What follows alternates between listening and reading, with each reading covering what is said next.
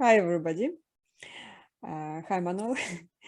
We are Hello? analyzing a song by Floor Jansen called Face Your Demons.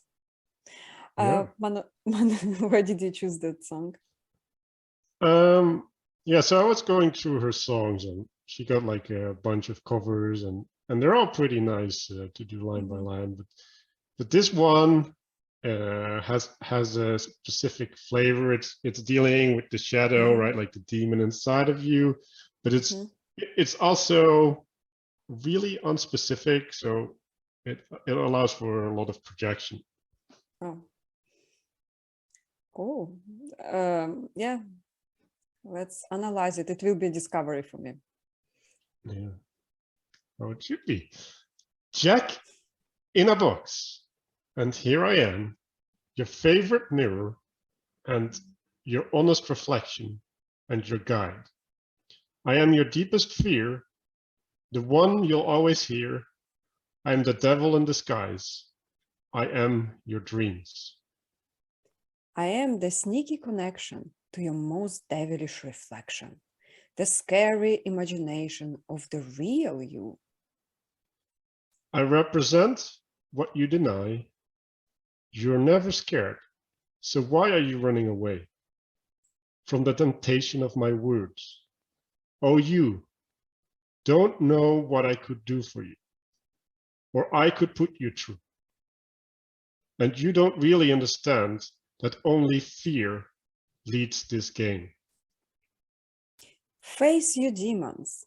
Hear that inner voice. It calls, it cries for you. Just listen well. I am the one who will tell terrifying, scary, dreadful tales. You'd better listen. That's some free advice. So what scares you the most? Let me know. I'll be a good host. I want to tell you how fear looks and how to play the game. War is breaking loose. It cannot be stopped. Cars are racing and you are getting crushed. Friends are dying slow with a lot of pain. You just fear it all. Bleeding from a wound that you cannot see, and you're seeing things that can never be. God is not made up, and he wants revenge. You just fear it all. Fear. Just fear. You can only fear. Face your demons. So did you know that all your memories, color, all you'll ever be in the dark, and misty cloud that I am floating on? I'm still the voice that speaks inside your head, the demon under your bed. I'm the one who haunts your soul with devilish lust for fright. Ooh, that's a jolly lyric. Yeah, it's it's not really talking about something actual. It's talking about a lot of potential, right? I could do this for Mhm. you, right? Like you could be in this way with me. So yeah, it's interesting. Check in a box, and here I am, your favorite mirror, and your only honest reflection, and your guide. Um, so Jack in a box is the thing that's The first fright toy that kids get, yeah. actually. It's something that's not supposed to be there, and it Mhm. pops out unexpectedly. So it's there in your face, literally. Um, Favorite mirror, though. So, and it's the form of this song. Somebody talks. I guess it's fear talking to a person, and it started with a Jack in a Box, like it's like reminds me of Legion, where his fear, he had a doll as a child, which was scary as doll, and then the doll manifested as a monster that haunted him later. And like, why favorite mirror? Why do you think it's that? Well, so I think the Jack in the Box is you suddenly realize something, right? And then the favorite mirror is, well, you look at yourself in a certain way, and you want to see the rose-colored parts, right? Like you don't want to see the bad parts, right? So in Sleeping Beauty, right, like you have this mirror, right?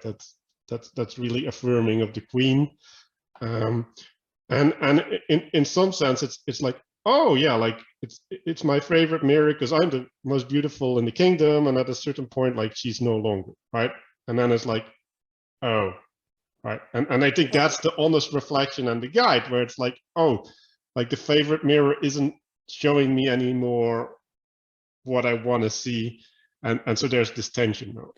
Oh, you mean the Snow White, right? There was this Snow White. yeah, there was this the favorite mirror, honest reflection, and your guide. It like also makes me think that her guide is a reflection, also kind of maybe narcissistic element.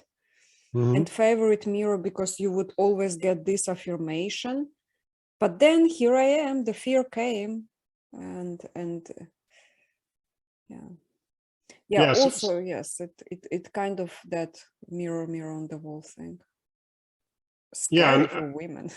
It is pretty scary, right? And it's like definitely the narcissism that you're talking about, right? Because you are your own mirror, right? Like that's the thing that's and when you don't see things in yourself you don't like, it's like, ooh, right? And then it goes into, I am your deepest fear, the one you always hear, right? Like so now it's taking the positive affect of the reflection. It's like, oh no, there's more there, right? And you know there's more, but you're actively avoiding it. You're trying not to see it, but it's always there. Like you always hear it. And the devil in disguise, I am your dreams. So there he's identifying himself, right? Like I am the devil, but this is just one of my manifestations, and you're gonna have to deal with it.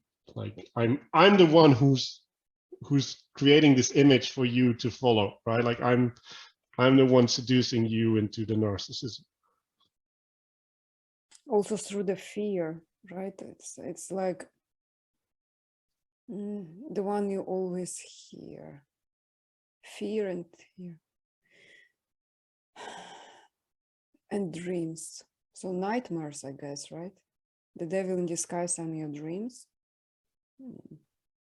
So I think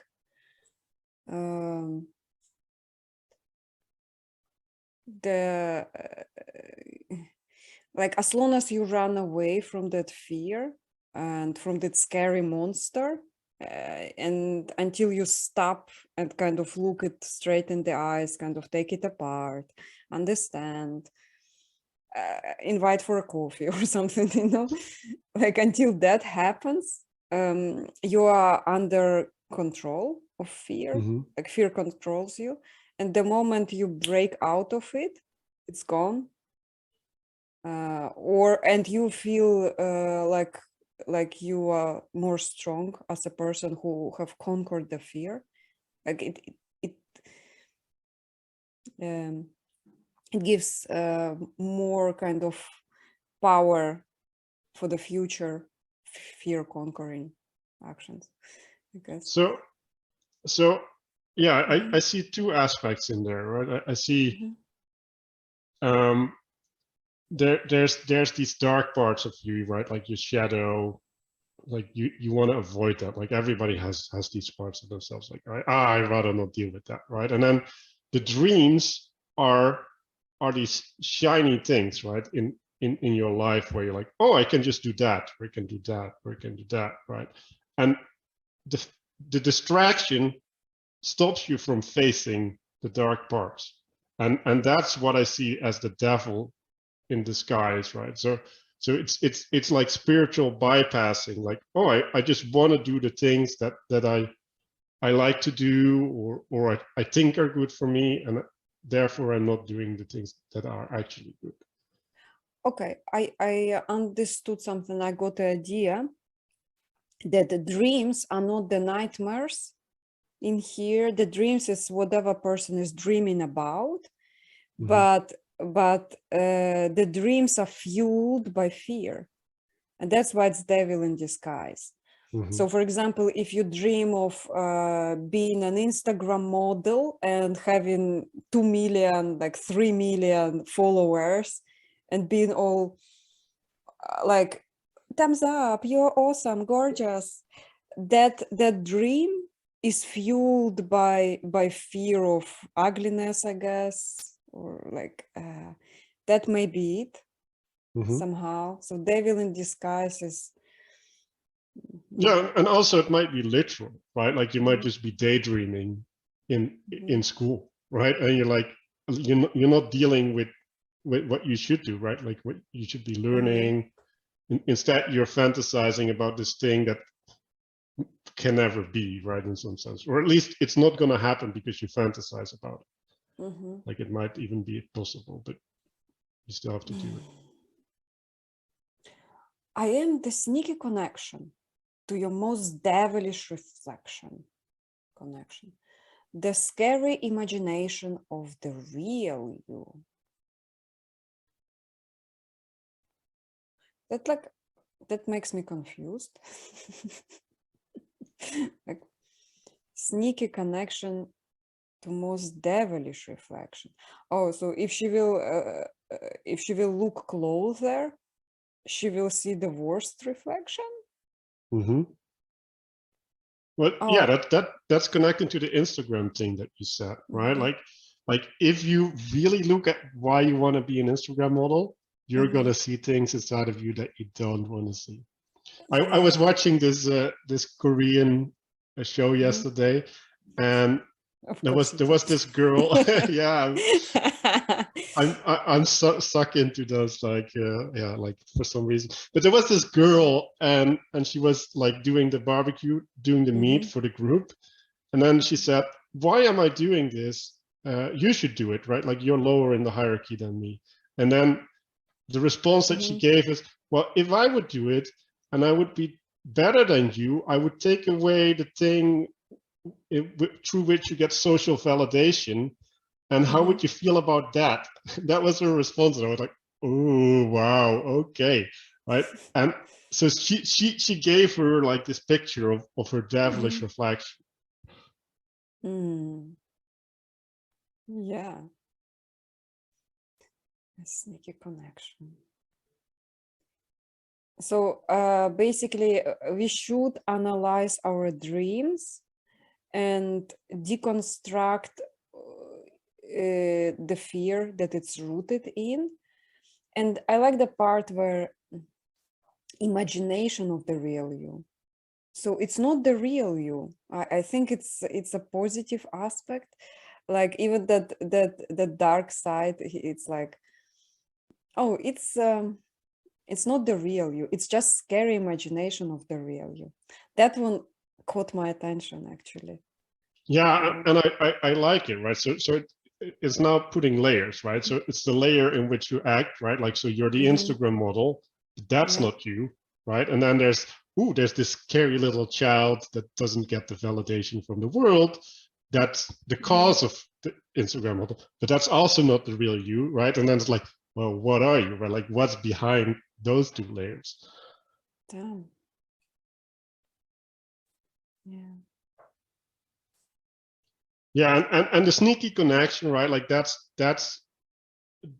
for me, that's the idea that everything you do has a source somewhere, right? Like so you can draw a line into your past and say, okay, like I'm doing this because I'm anticipating this happening in the world, but that might be an imagination, right? Like, oh, when I do this, this happens, right? Like that's not real. You don't know what's going to happen. Like that's an imagination of who you are, of how the world relates to you.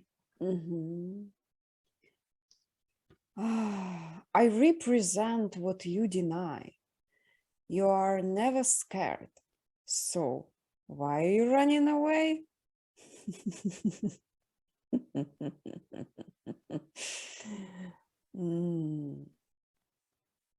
From the temptation of my words.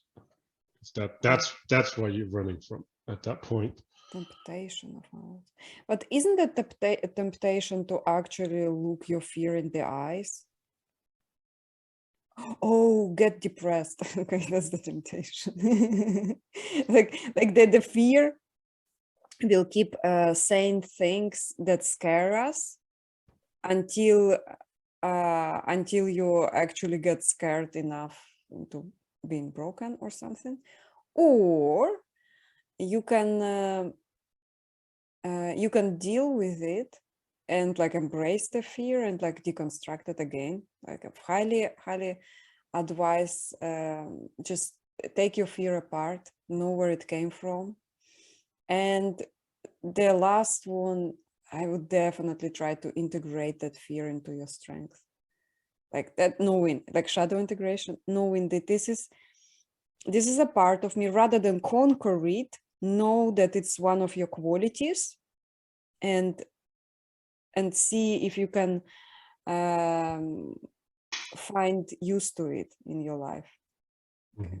So yeah, I want to nuance that a bit, because I think you want to find out where the fear is coming from, but going into the fear and like digging it out, right? Like all the small roots and stuff, that can represent a rabbit hole as well, right? Like you can get stuck in that aspect, right? So so it is the acceptance, right? Like that's part of you, and having that acceptance allows you to relate differently to your life, and I think that's the important aspect.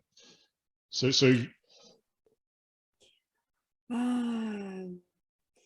the rabbit hole is not as deep as people might think, because if you take apart all the fears to their building blocks, they're all rooted in those childhood fears, to be alone, abandoned, not loved, to feel stupid, to be ugly, like all of those, like they are really simple. They're like little fear Lego bricks. yeah.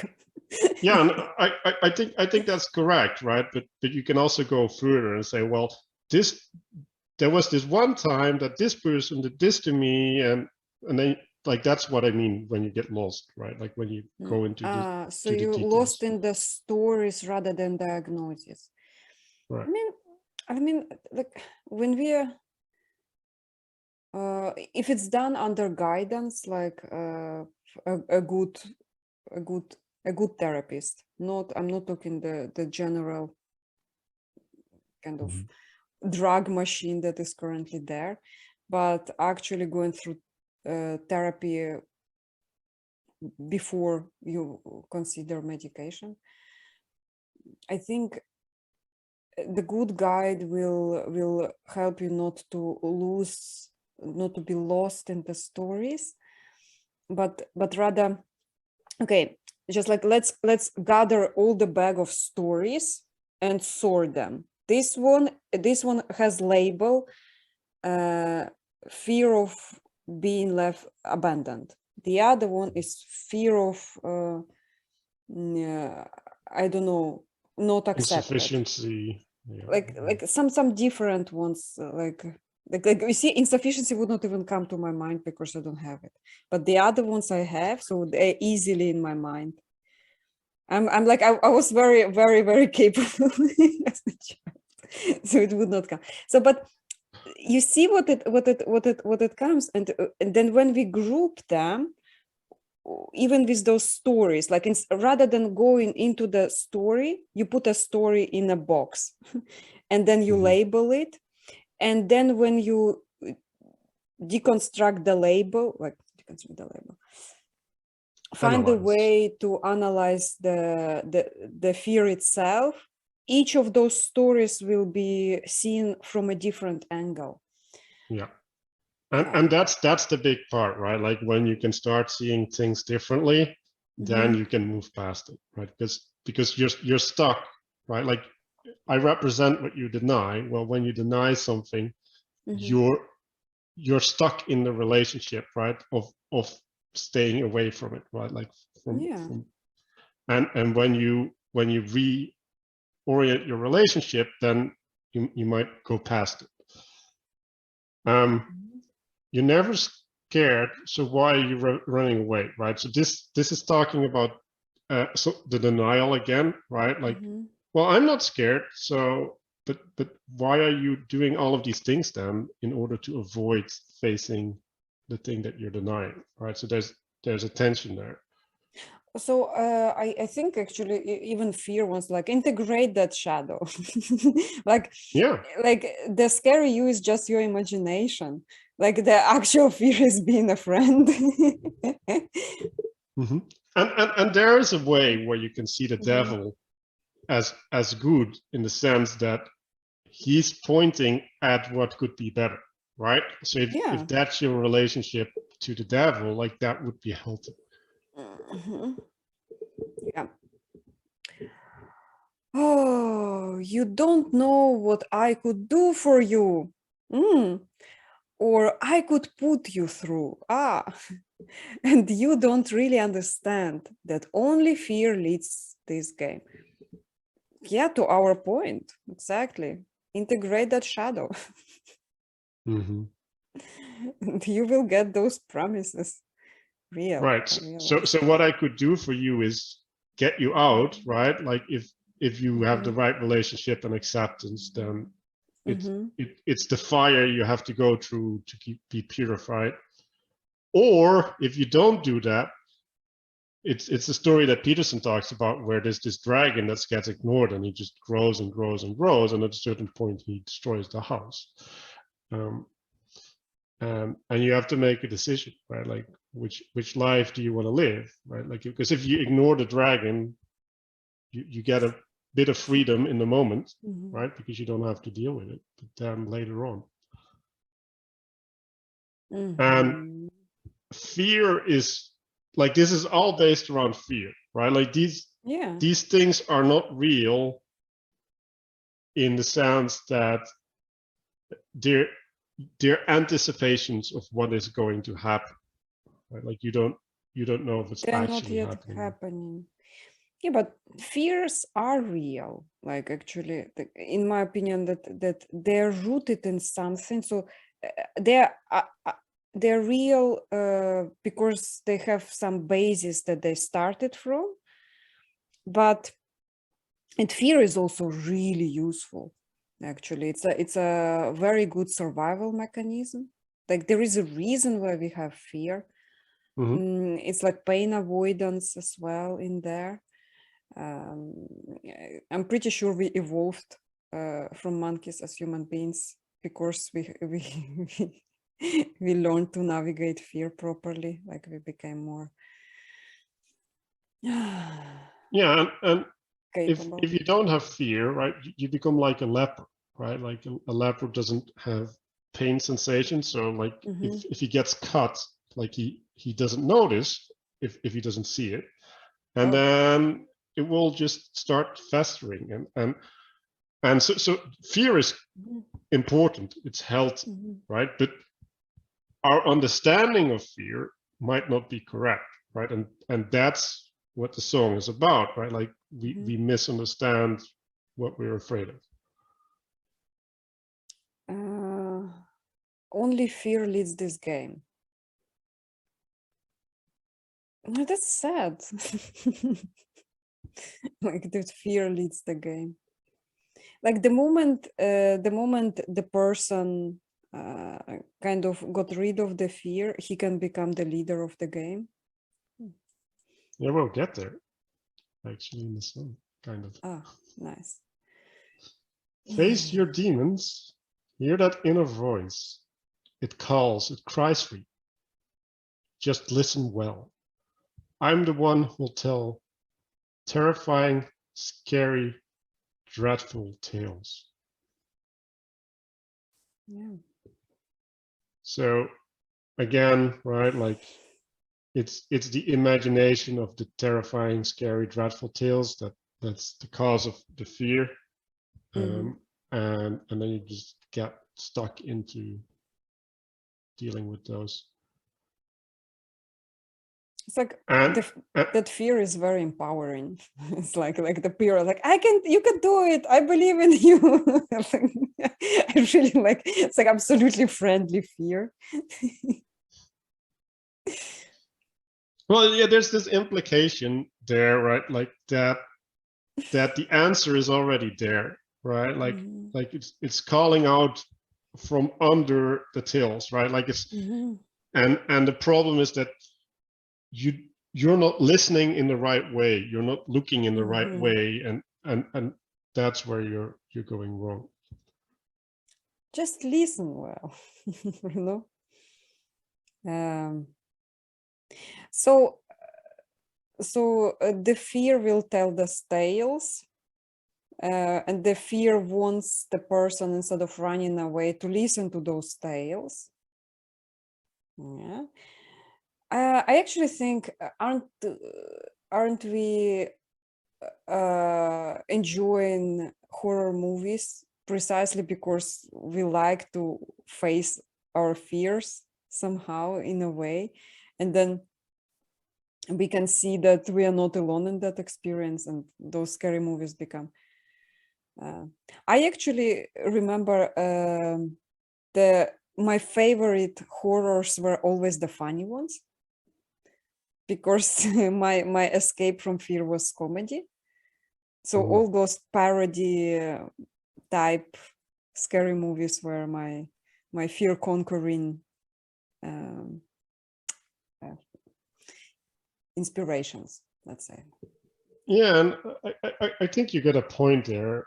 It's well, what are stories just in general, right? Like stories are the experiences of others that we can use for ourselves, right? Like we can use to get wisdom from.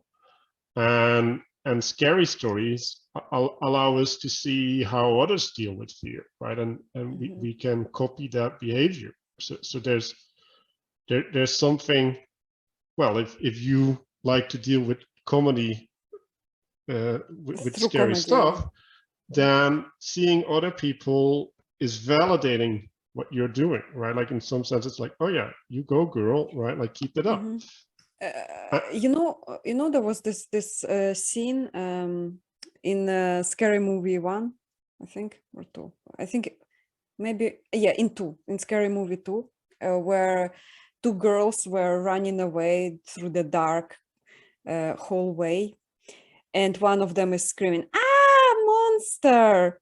And the other one was running with her, but then the other one turned around and saw a skeleton, and she's like, "What the fuck? It was just a skeleton. Why did you say monster?" And she came to the skeleton and deconstructed it. She put like an arm where the head should be, so she made this trick, and it was profound for me. It was actually very healing. It was like, wow, you can, that's literally how you deconstruct fear. It's just a skeleton, and then she made it funny, and then the skeleton was jumping on an arm and screaming, ow, ow, ow, ow. Like I think his head was there where S supposed to be, somehow she put it there. Like it's, and that was healing, even though it was meant as a stupid comedy. That moment was actually really strong for me as a kid. Like to see that as a child was very empowering for me. So thanks whoever created scary movies. Yeah, and it's really profound actually, that scene, because that's what humor does, right? Like humor takes something that seems in one way, and then it puts it in a different configuration, in a different frame, Yeah. and then it looks silly, right? Because now you see its true nature, right? And it's not that scary, dreadful tale. No, Mm-hmm. it's something different, and sometimes it just looks silly if you look at it differently.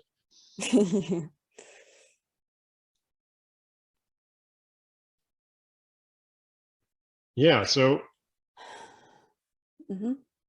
go ahead. You'd better listen. That's some free advice. So, what scares you the most? Let me know, I'll be a good host. I want to tell you how your fear looks and how to play the game.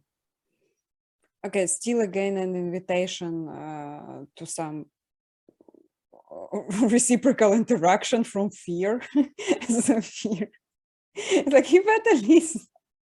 like, like that fear is very loyal, like like keeps following the person. He's like, I don't want you in there. It's like, but I'm there telling you stories. So Mm-hmm. I kind of make that fear like, it's like easy to befriend that fear, right? Yeah, so that makes me think of this Mm-hmm. idea of being is good, right? Like, do you believe being is good, right? Mm-hmm. And the way to think about being is things that are, right? Like, so fear Mm-hmm. is, right? Like that's a thing that manifests. And do you think the fear is good or not, right? And the implication here is, well, you'd better listen because I'm good, right? Like Mm-hmm. there's goodness in me, and you just have to listen to the goodness in me. Yeah, so this is really friendly fear here.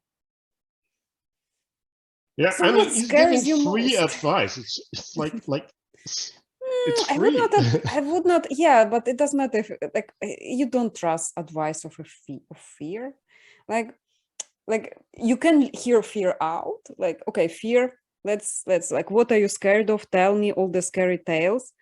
But free advice. Okay, not necessary. You don't follow the advice, but hearing out the advice is good. Right. And I think that's the way to look at advice. You hear it out, right? You don't act it out. The acting out is Yeah. after you make your personal decision. Can you imagine fear is really needy? And then when you don't listen to fear's advice and the fear is like, what have I done wrong? Like fear, your advice was crappy. It was based in fear. Don't you get it? Hey, listen, listen. Hey, hey, listen. And they're like, get under the bed. Oh, I want to see Uh, scary movie again. Okay. So what so scares what's, you the most? yeah, let me know. I'll be a good host. So Ooh. The that fear that doesn't that know it. yeah, that I guess what I see in there is an invitation, right? Like the thing that scares you the most is the thing that needs most attention, right? Mhm. The amount that you're being scared by something is the amount that it needs to be handled in some sense. It's a meter of of importance in the moment. Mhm. And yeah, the good host, I'm gonna give that to you because it's like is this a showmanship thing or is it a house host? No, because fear is such a good storyteller, right? It Mm, practiced its whispering for a long time, ever since he was a child. The fear would master the art of telling scary tales. Like all those tales who are well written, they're all scary in a sense. Like that's mm. so. Of course, a good storyteller will always be an excellent host. Well, Like, I like this idea that the stories come from mhm. fear and like you need to Yeah. be properly scared in order to make a good story. And I think that goes to reverence, right? Because Mhm. if you truly fear something, like you you respect it, right? Like you treat it with the honor it requires, um, and that allows you to make a good description of it, right? Like to capture its true nature. I want to tell you how your fear looks and how to play the game. So fear is ordering around again the person, in a sense, in here. Oh no, fear is trying to explain. Okay, fear doesn't order around. Right, so the previous time it was, and you don't really understand that only fear leads this game, right? So the relationship of fear is leading, right?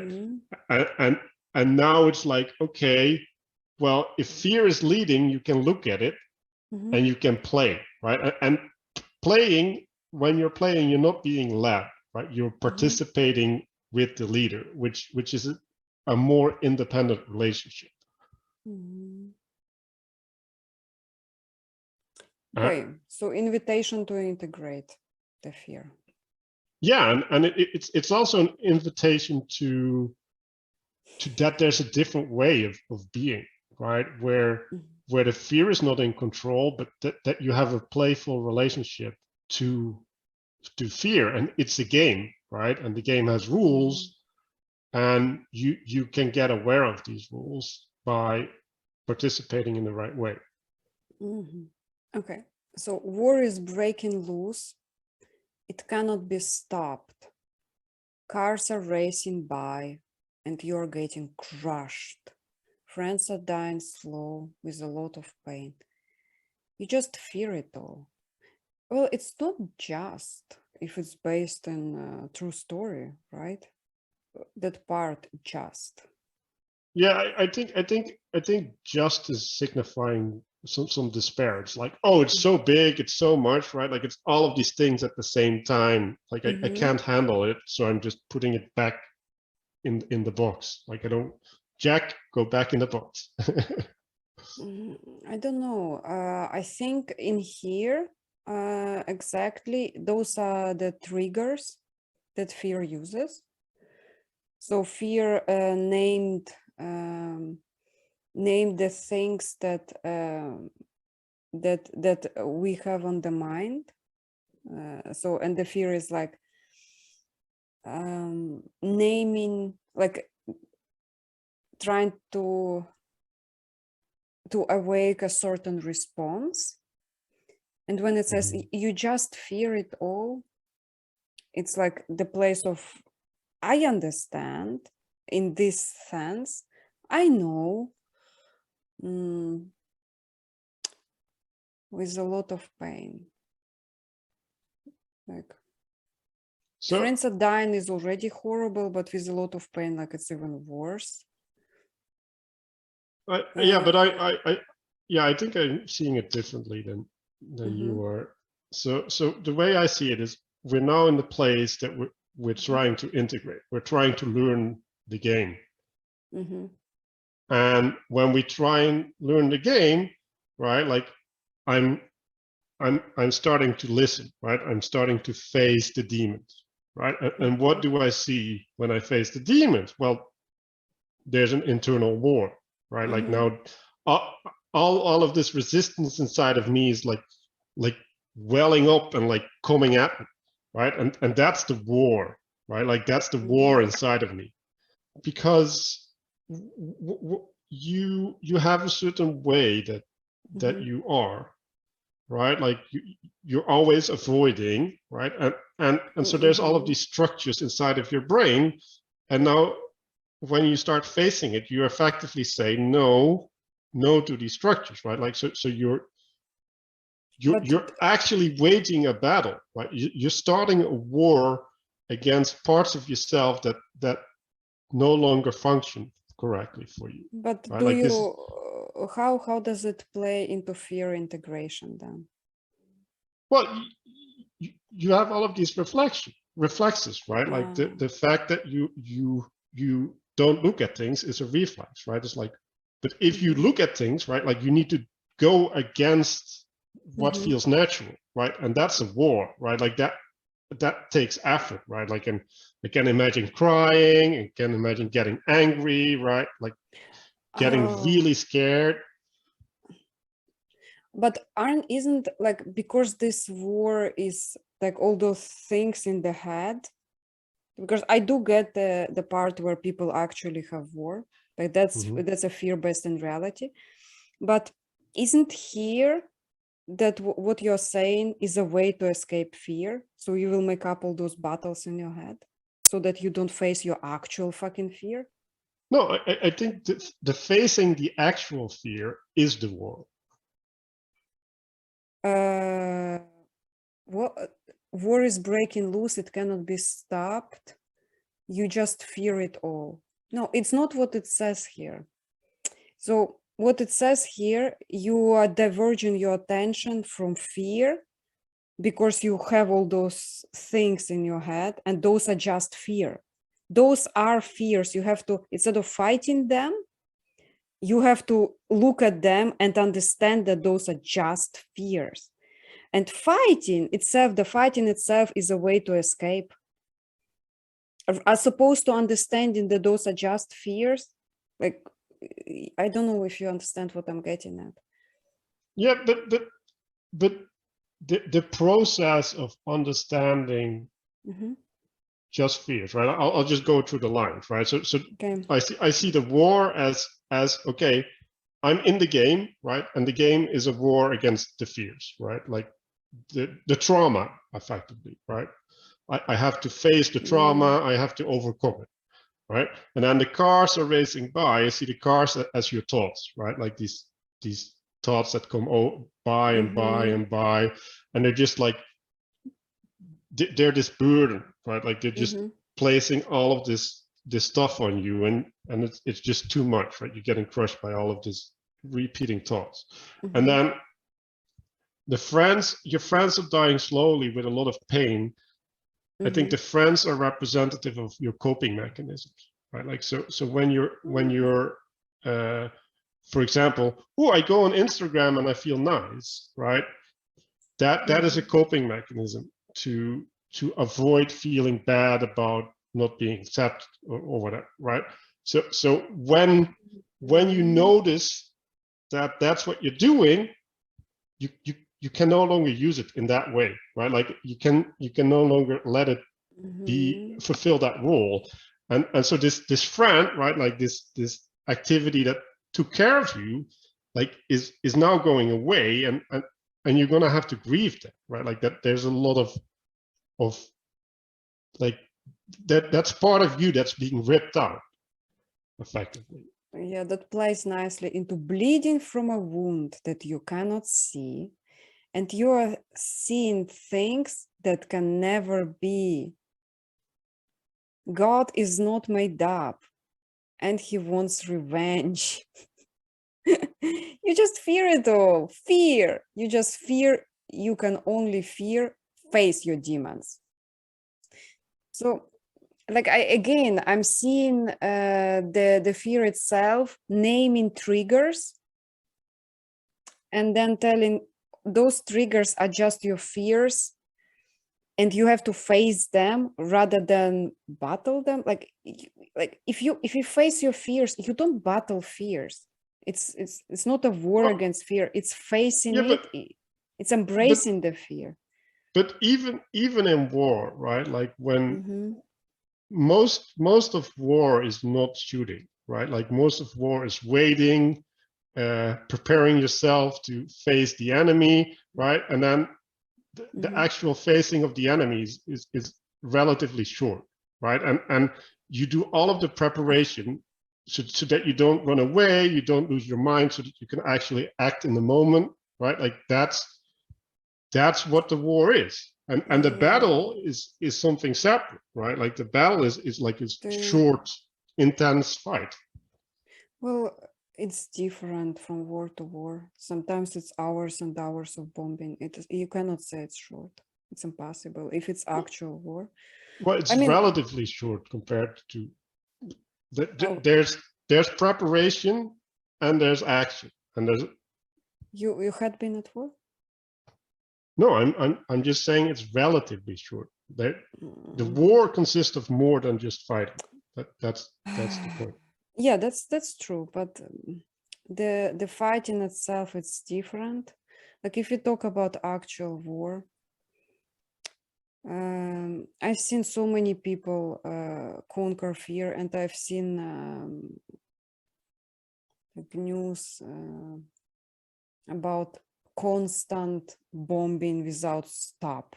Actually, like it's again and again and again, and the shots and again and again. It has no end.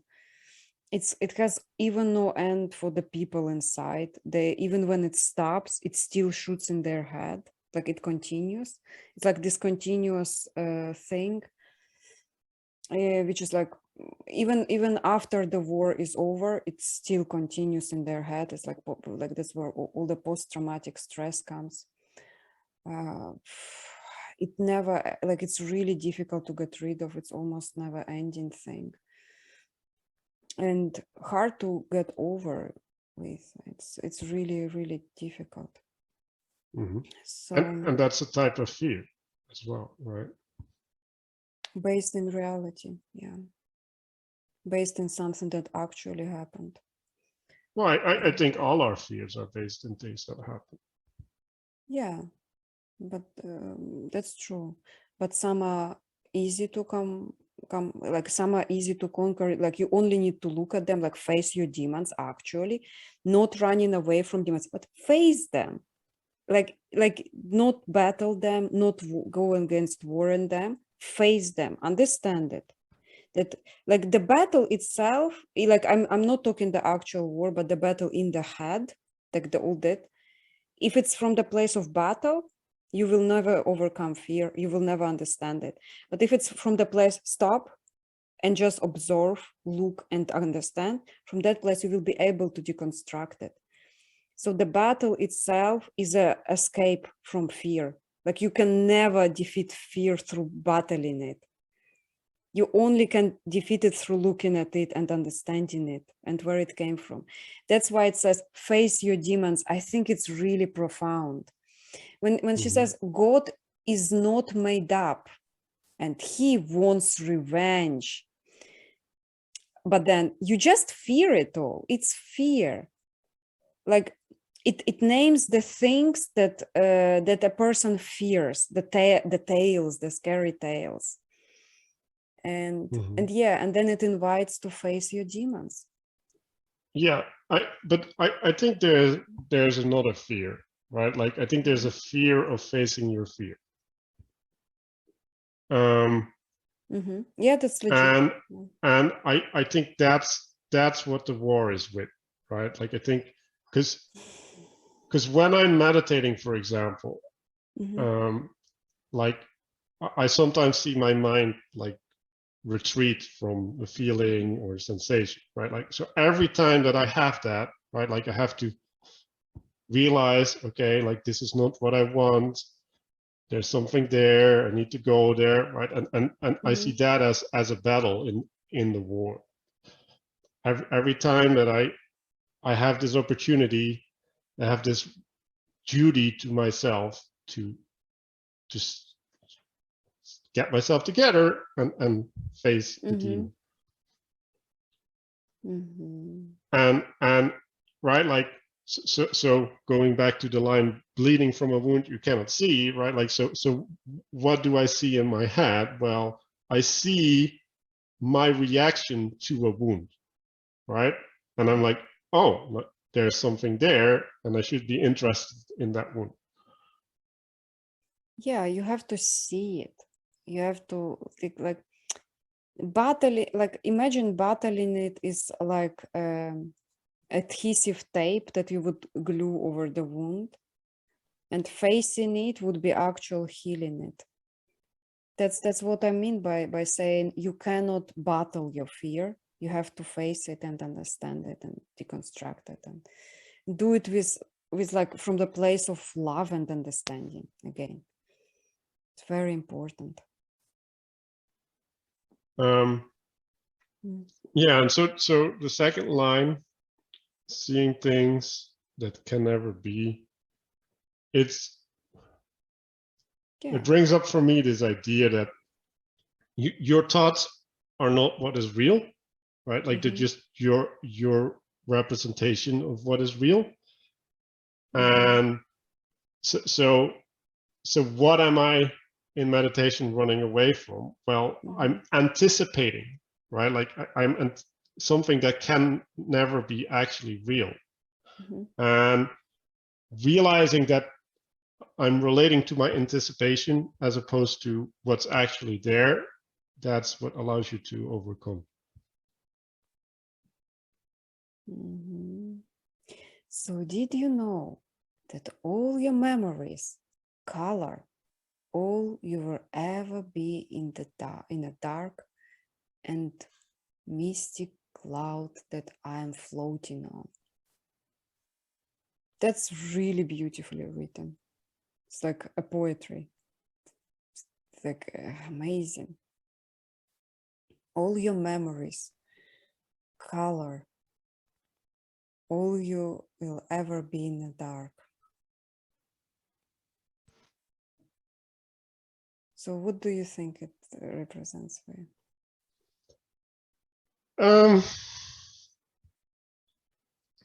So the coloring of memories is what I was just talking about, right? Like this anticipation aspect, right? Like your memories are in some sense predictors of what's going to happen, and you float in that, like that's the space that you live in some sense. One, you don't have to live in it, but like if you're thinking, you're living in that. And so when you live in that space, if those memories are based in fears, right, they will be dark, and they will obstruct you from seeing things in front of you, right, like the mistiness. And yeah, so the fear is floating, right, or the devil is floating on that cloud, right, like it's keeping you stuck in that place. So I'm imagining here that in the dark, when we try to imagine things, the memories come as those flashes of color, right? And because fear is whispering to us at the moment, those memories will shape itself as a fear thing. Yeah.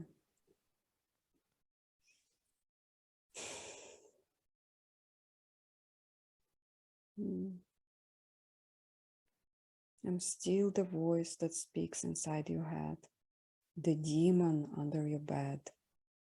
I am the one who haunts the soul with devilish lust for fright. I like it because it's in the dark. He used lust for fright.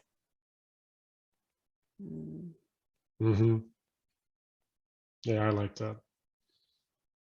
The lust for fright is like that's the reflexive reaction, right? Like you want to go back to Instagram and see all the people who like your thing, instead of facing and yeah, so there's this lust that you feel to give in to the fear. Yeah. So still like that thing, fear is so loyal that it keeps following the person in the dark, and it uses your soul, haunts your soul, fright, demon, uses those words, but already makes them kind of appealing through the way the verbally was constructed. Still, the fear is confessing, I'm a part of you. I'm the voice that is inside your head. But again, I think it needs to be embraced in a sense and deconstructed. Just. Yeah. So it's interesting that he says, I'm still the voice that speaks Oh, inside yeah. your head. So there's a transformation, right? Like he looks different, but it's still the same. And then it's not the demon that you face, right? Like now it's a demon under your bed, and the demon under your bed is an anticipation, right? Because you're on top of the bed, so you don't know what's under the bed, right? Like that's just you assuming things. I like how it said how like it starts with Jack in a Box, childhood kind of scare toy, and demon under bed is also a childhood demon, right? Like it's the first one. Like if you will put your foot down, the demon will grab you, and that's a legit fear for people. Like they think actually no adult people who are kind of scared to put foot down. They have to put both feet down at the same time, like some deep rooted thing. Yeah, demon under the bed. So it all kind of hints to the childhood here. Yeah, and I think that's fair, because well, war is different, because like war you can have when you're an adult, right? And you can have new fears, but most of our fears are just extensions of what happened when we were young. And yeah, sometimes we get betrayed, for example, right? Like betrayal, Peterson talks about this, right? Like then your assumptions about reality were wrong, right? So that's also really traumatic. So there are events in life that can create new fears, but in general, those happen really early in your life, and so I think those two aspects, right, like are combined in I'm the one who haunts your soul, right? Like so the haunting nature, it's like this ever-present recurring thing. So you cannot solve it, right? Like you have to keep paying attention to it. So Manuel, did you learn anything from that song today? Yeah, like there's one line that I still want to pick out.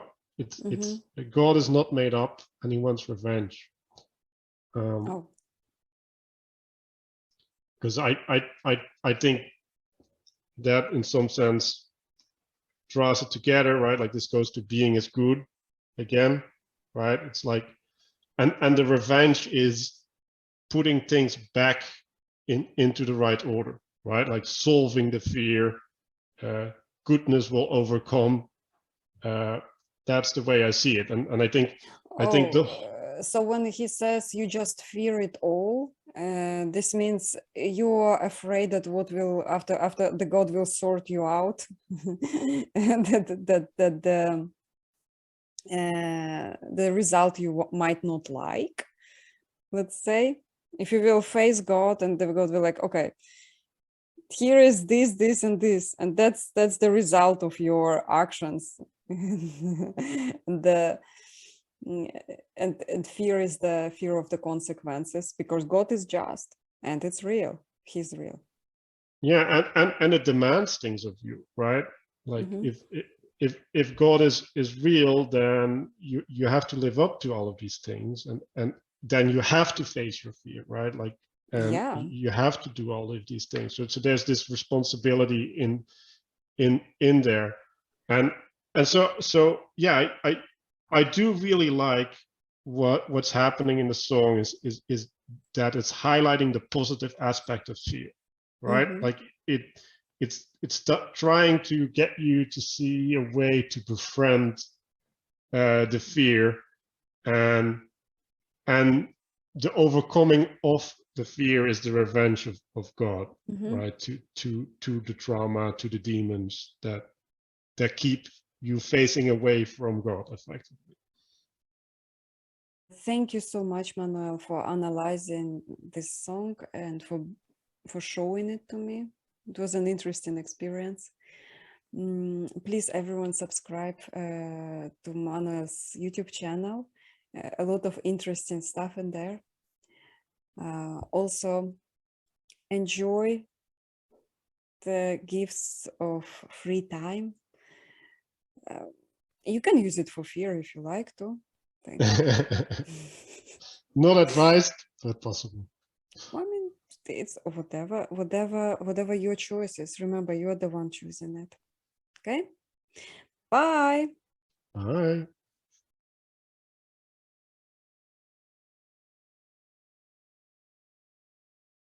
I will not use our guest because like me, the royalty.